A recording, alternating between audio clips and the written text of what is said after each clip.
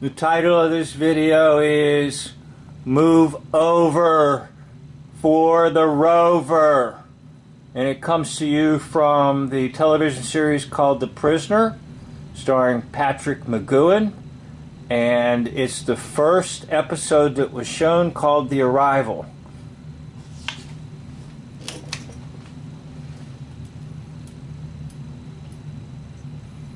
Now they wouldn't leave for the world. You mean you brought them around to your way of thinking? They had a choice. Wait! Wait! Be still!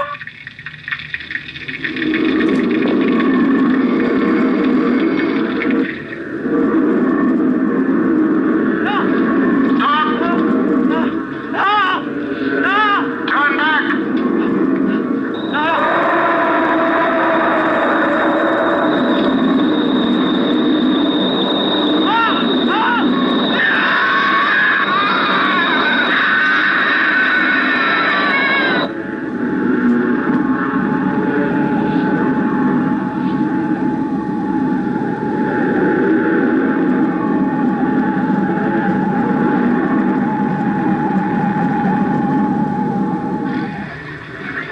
What was that? That would be Kelly.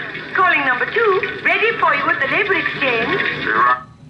Okay, what was that? Well, it's called the Rover.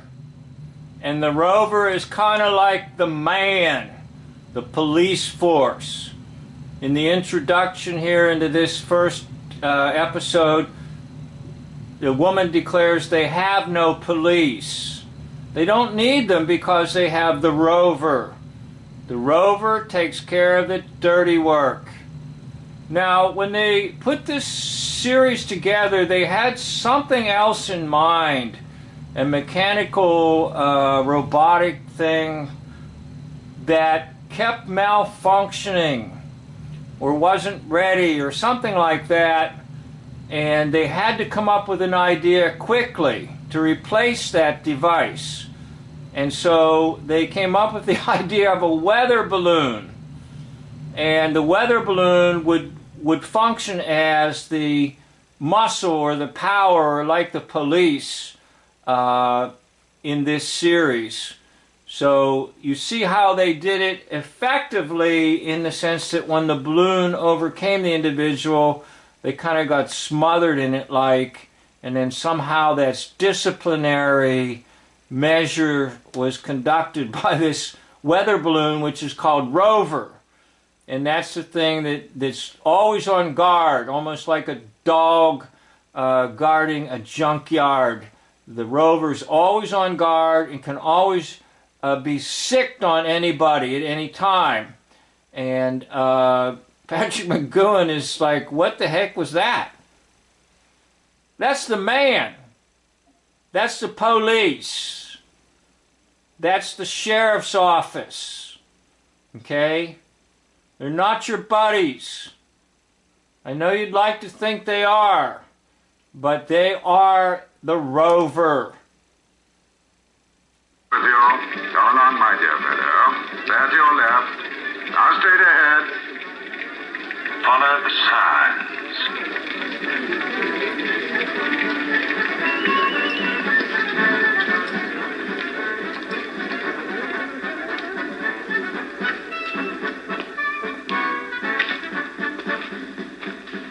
Well, how do you like it? Charming. It will grow on you. Okay, that's kind of a commentary on the hoax-lie system, that you'll either fight it or it'll grow on you. There's sort of like no in-between. You'll either defend it or you'll end up like Patrick McGoohan. You'll end up like me. You'll end up like Dave J. You'll end up like a host of others that we don't know what to do with ourselves except talk about it and make videos, because we don't want it to grow on us. We don't want it to be part of our lives. We don't want to walk around in that marching band in the village. We don't want to sit there and play chess with the Admiral. All right? We want to get out of there And that's why this show is so interesting, is because he never will accept it.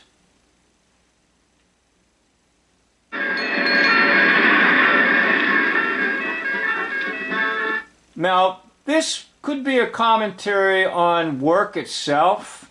And you see how everybody's just standing there at attention, almost like a military situation. And they might even be under a, you know what, starts with the letter M. And it has a date in it. They might be 6 feet apart even. All right? But work itself is robotic. Everybody just goes to work, do your job, get your paycheck, and go home. So they're sort of like robots. And you can see they're wearing those goofy capes and costumes. I mean, it's almost like it's like they're comics on stage. Wait till we get in here and see the signs. Good morning, sir. Good morning. Okay, there's a sign in the background there. We're going to get to that in just a minute.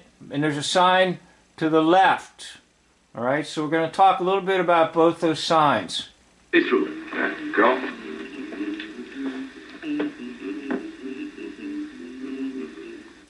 Okay, a still tongue makes a happy life. In other words, don't say anything about anything. Just keep your mouth shut.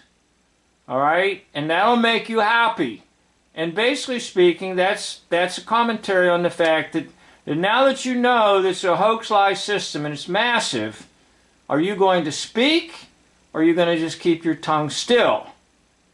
Well, most people, even when they begin to suspect something's wrong, they still keep their tongue still. And I've seen it over and over and over again. Very few people want to let the tongue go and just start speaking out and saying, my gosh, everything's a lie. We've been lied to about this, that, and everything. Okay, here's another one. Get ready for this upcoming sign here. I'm going to put on slow-mo motion so you can see it, because it's a good one. It's probably the better sign of the two. And it's the one I want you to really reflect on the most.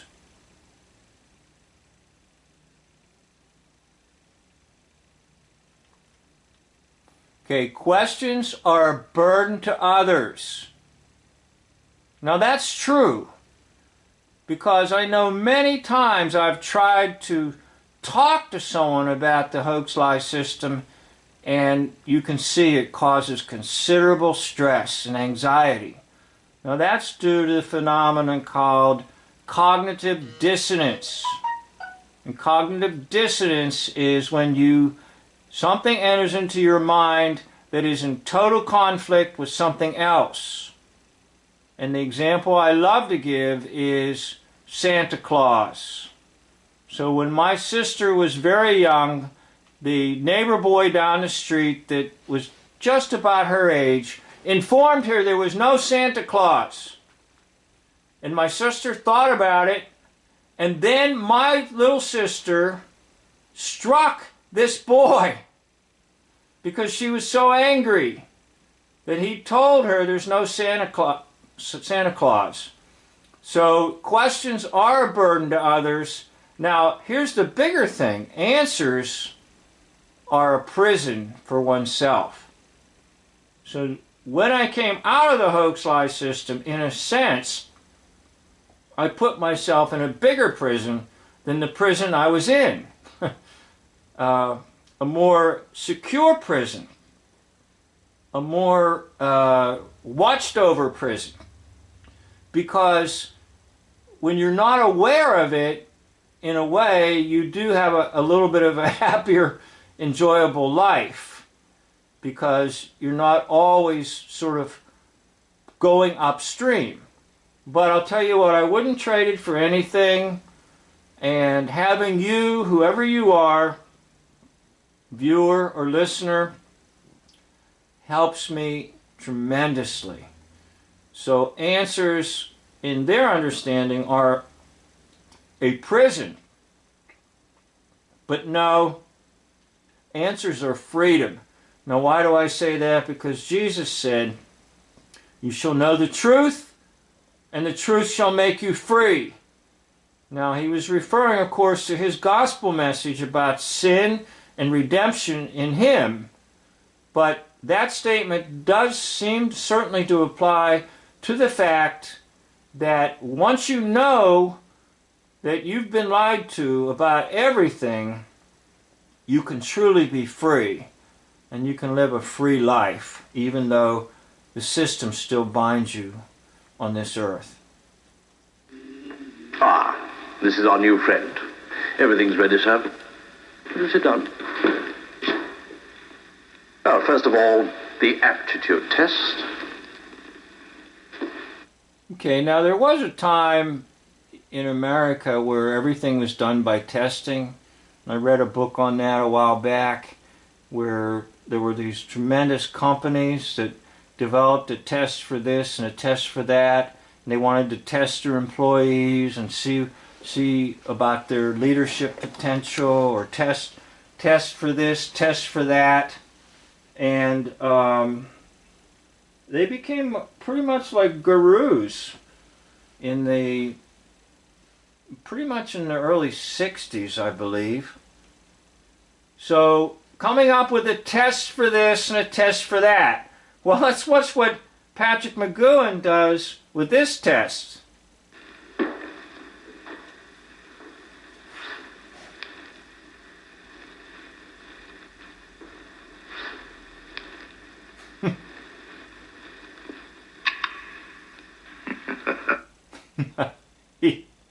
He's going to pass it no matter what.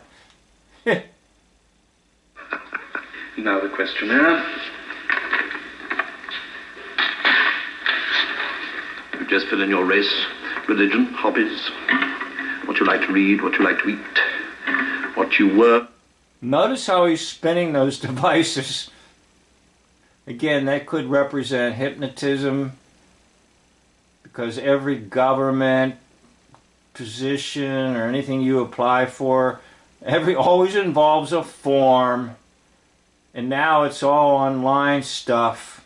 You got to fill out an application online for this or that. And they just took some simple Tinker Toys and made a prop there. But I do believe he's trying to indicate hypnosis is what they employ on people, even in the workforce.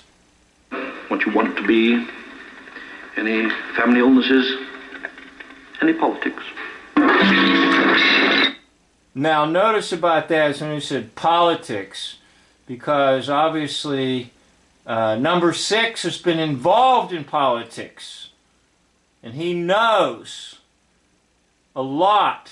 In fact, he knows so much now he's extremely angry, because he knows, basically speaking, it's all a scam. All politics. If you believe in anything in politics, you're missing it. You're missing the fact that the hoax-lie system is so big that I don't care where you are, I don't care what state you're in, or what town you're in, or even what country you're in. It's all a scam. There's no such thing as elections. You only think there's elections. There's no such thing as these mythical heroes they present to you for candidates. It's all BS. That's why he's so angry. He does know things like that.